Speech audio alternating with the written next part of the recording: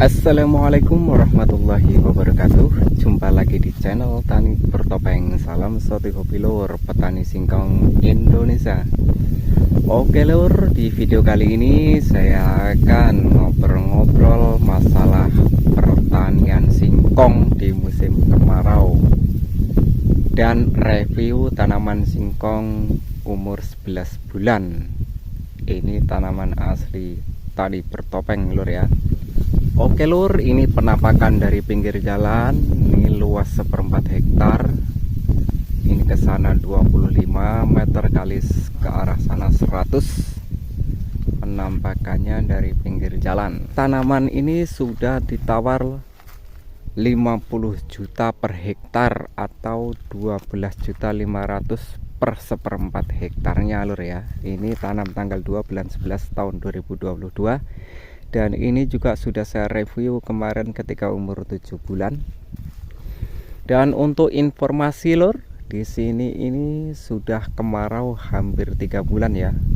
Ini terakhir di Seputi Agung ini, terutama di Gayo Sakti ini sudah kemarau. Terakhir hujan itu kalau nggak salah tanggal 18 bulan 7. Sekarang tanggal 6 bulan 10. 2 bulan setengah lebih tidak ada hujan di sini lur. Akan tetapi saya dapat kabar atau info dari media kalau di Kecamatan Terbanggi Besar itu katanya di Seputi Agung nggak hujan ini ada 3 bulan kurang lebih. Di sana masih ada hujan 4 kali, renggang 3 bulan waktu ini.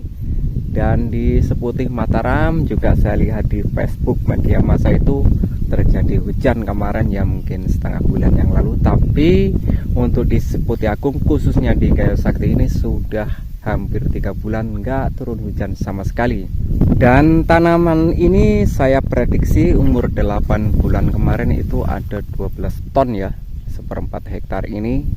Akan tetapi selama rentang 3 bulan ini nggak ada hujan lur ya.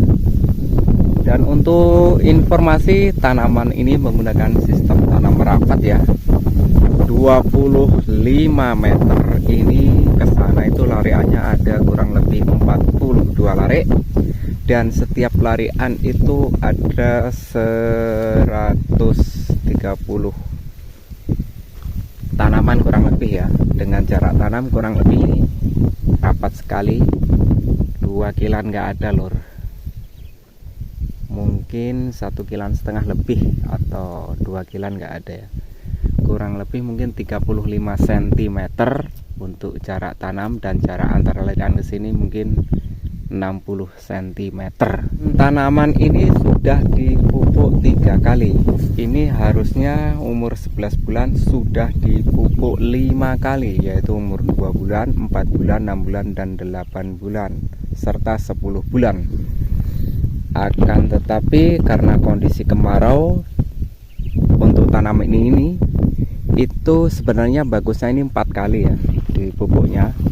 Cuman ini saya pupuk 3 kali karena kemarin itu mungkin ketika mau mupuk yang terakhir keempat itu sanksi lur ya, karena hujannya sudah mulai jarang yang akhirnya memasuki musim kemarau.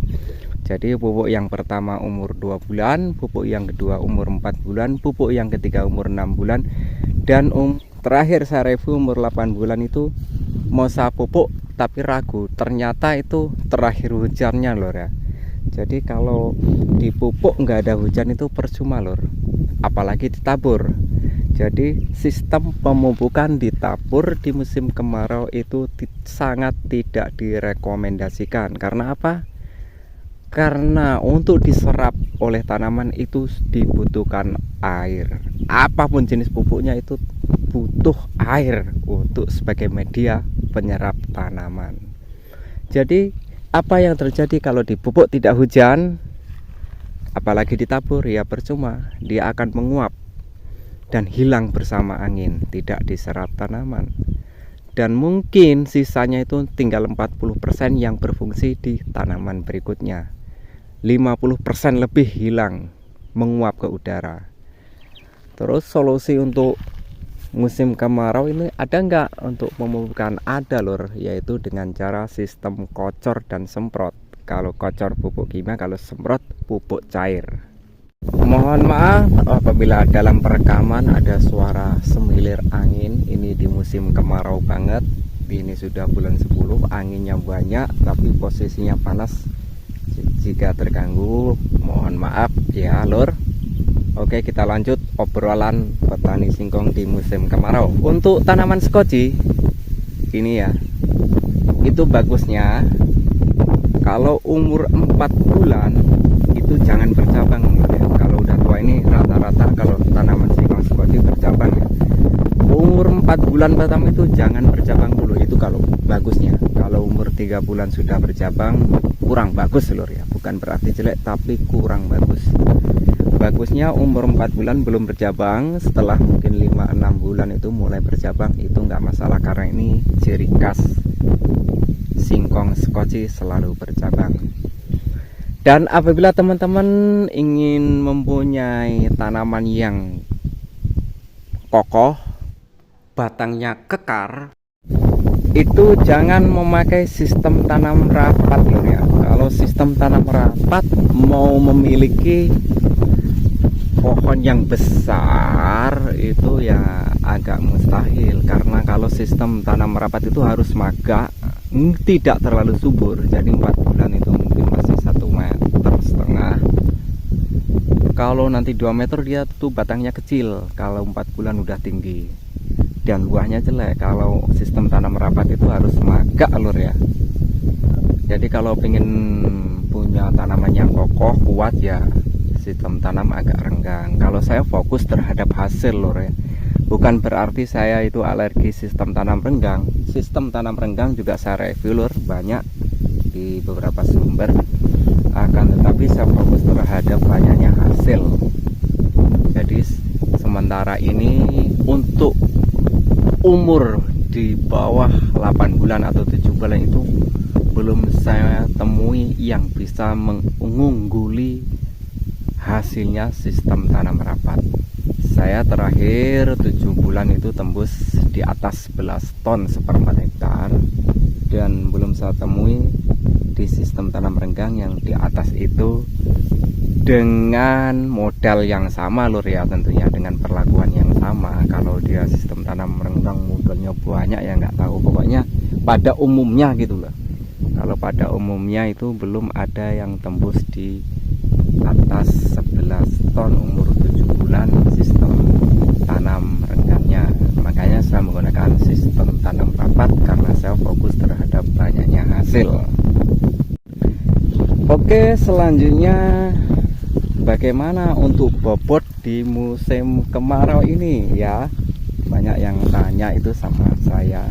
Ini saya jawab dari segi pengalaman dan penelitian pribadi ya, bukan riset yang sudah disahkan ya. Ini berdasarkan pengalaman dan penelitian pribadi loh ya. Itu kalau tanaman singkong di musim kemarau maka hasil patinya itu akan meningkat, akan tapi kandungan airnya akan berkurang atau hampir hilang ya lor ya.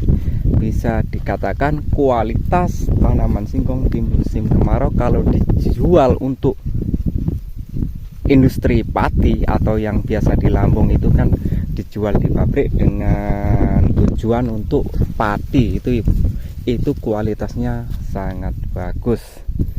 Akan tetapi nggak tahu lur ya, di pabrik-pabrik sini potongannya tetap tinggi padahal kadarnya bagus kalau di musim kemarau. Akan tetapi potongan masih 25%, 30%. Aku nggak tahu pabrik itu kenapa kok tetap tinggi itu ya potongannya di musim kemarau, padahal kandungan airnya itu hampir hilang lur ya, tinggal pati, sehingga mengakibatkan kalau di musim kemarau itu bobot akan berkurang lur ya. Bisa dikatakan ini saya perkirakan umur 7 bulan kemarin itu 12 ton, umur 8 bulan kemarin saya perkirakan 12 ton. Ini 11 bulan, sudah 3 bulan, akan tetapi tidak ada hujan. Jadi tidak ada perkembangan, bahkan dari penelitian dan pengalaman saya, ini nanti bobotnya akan berkurang lur ya. Dia tinggal saripatinya dan airnya, kandungan airnya itu berkurang karena dia juga menguap, juga digunakan tanaman untuk hidup. Jadi dia menyerap, karena dari tanah kandungan air nggak ada, dia serap dari buahnya itu atau umbinya itu lor. Jadi bisa dikatakan kalau di musim kemarau tanaman singkong itu bobotnya akan berkurang dari pengalaman dan penelitian pribadi saya lor ya.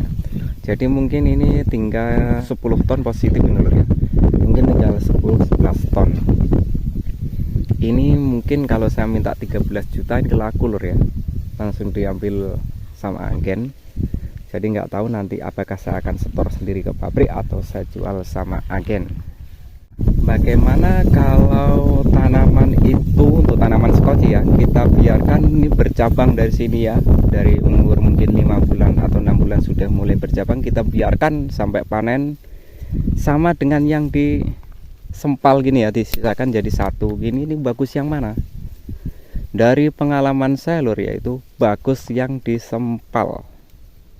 Jadi ketika umur 5 bulan nanti di sini akan bercabang 3. Ini contohnya 1, 2, 3. Kita sisakan 1. Ini keuntungan bagi peternak kambing maupun sapi.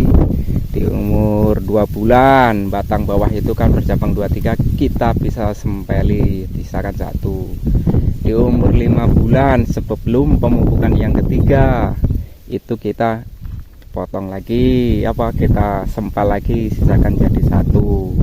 Dan umur 8 bulan kalau mau dipupuk lagi, pupuk yang keempat, nah ini bisa disempal, sisakan 1 lagi. Itu keuntungan untuk peternak kambing ataupun sapi. Bahkan itu hasilnya lebih bagus daripada yang dibiarkan sampai panen itu bercabang-cabang gitu loh. Singkong jenis skoci itu dari pengalaman saya sudah saya buktikan ya lor ya. Pokoknya bagus yang disempalin kayak gitu, malahan ya, tapi jangan dihabiskan. Oke, selanjutnya bagaimana kalau tanaman singkong ini sebelum panen kita pangkas ini bibitnya, karena untuk pakan, karena ini musim kemarau susah pakan, biasanya para petani itu dipangkasin dulu, nanti kalau udah habis baru dipanen. Itu apakah mengurangi bobot? Kalau di musim penghujan sangat berpengaruh lur ya. Kalau di musim penghujan itu lebih dari 15 hari itu akan mengurangi bobot. Kalau di musim penghujan mau dipanen, dipangkas dulu, itu sebelum 15 hari itu nanti tetap ya bobotnya. Akan tetapi ketika sudah 1 bulan itu mulai berkurang. Karena apa? Karena dia sudah mulai tumbuh tunas baru. Jadi fokus untuk tanaman ini itu untuk menumbuhkan tunas, itu bukan fokus ke buah. Jadi buah itu nanti bobotnya berkurang. Karena apa? Karena dia fokuskan terhadap tunasnya yang tumbuh. Sampai umur 2 bulan itu tidak akan bertambah bobotnya ya. Mungkin bisa berkurang karena dia fokus terhadap tunas. Terus bagaimana kalau di musim kemarau? Apakah berpengaruh? Jawabannya, kalau dipangkas sebelum 1 bulan itu bisa saya katakan tidak berpengaruh lur ya. Jadi aman untuk peternak kambing ataupun sapi. Jika dipangkas ini setelah sebulan kemudian dipanen, itu hampir tidak mengurangi bobot. Karena apa? Karena di musim kemarau itu 1 bulan itu mungkin tunasnya belum begitu tumbuh, jadi dia belum fokus itu, tetapi sudah dicabut. Di musim kemarau masih aman kalau dipangkas untuk pakan sebelum dipanen. Oke, terakhir lur, sebelum saya tutup, ini saya review buahnya. Ini belum saya review perkiraan hasil berapa ton. Kalau mau saya review perkiraan hasil berapa ton harus kita bawa timbangan. Akan tetapi kita review pada umumnya dan kita sering ngobrol-ngobrol masalah petani singkong di musim kemarau lur ya. Dan untuk sampel buahnya ini seperti ini, bisa dilihat yang sudah kelihatan, yang belum kelihatan tidak saya cabut. Jadi ini saya review secara umum dan kita sharing-sharing ngobrol masalah tanaman singkong di musim kemarau. Dan ini yang atasnya ini hilang, ini jenis tanaman Cina. Jadi kalau tanaman Cina itu kurang tahan terhadap musim kemarau ya. Tetapi kalau tanaman Skoci masih ada daunnya. Tanaman Skoci lebih tahan terhadap panas daripada tanaman Cina. Dan untuk tanaman yang lain Thailand itu juga biasanya habis lur ya. Kalau umur 6-8 bulan itu masih tahan tanaman Skoci lur ya. Oke, kemudian untuk jenis pupuk, nanti banyak yang tanya. Kalau dia menyimak videonya pasti paham, nggak perlu tanya. Makanya saya jelaskan untuk pupuk ini. Yang pertama menggunakan, sebelum olah lahan saya kasih pupuk kandang kohe ayam 20 karung. Kemudian diolah lahan, ditanemin. Umur 2 bulan saya kasih 1 sak Posca, 1 sak Orea. Umur 4 bulan saya kasih 1 sak Orea setengah sak atau berapa itu, apa cuman 15 kilo lupa aku Posca. Kemudian saya campur 6 kilo KCL, kemudian kalau nggak salah 6 kilo Vertipos. Dan umur 6 bulan pupuk ketiga juga 1 sak Orea, kurang lebih entah 15-25 NPK, agak lupa. Kemudian saya tambah Vertipos mungkin 6 kilo dan KCL 6 kilo. Makanya saya agak yakin bobot ini tidak begitu berkurang karena adanya KCL. Jadi untuk teman-teman kalau pengen musim kemarau tetap berbobot ya kasih kandungan KCL pupuknya lur ya. Oke lur, semoga berbagi pengalaman ini bermanfaat. Sudah lama saya juga tidak update untuk yang secara langsung, dan ini saya update, semoga bermanfaat. Kurang lebihnya mohon maaf. Assalamualaikum warahmatullahi wabarakatuh.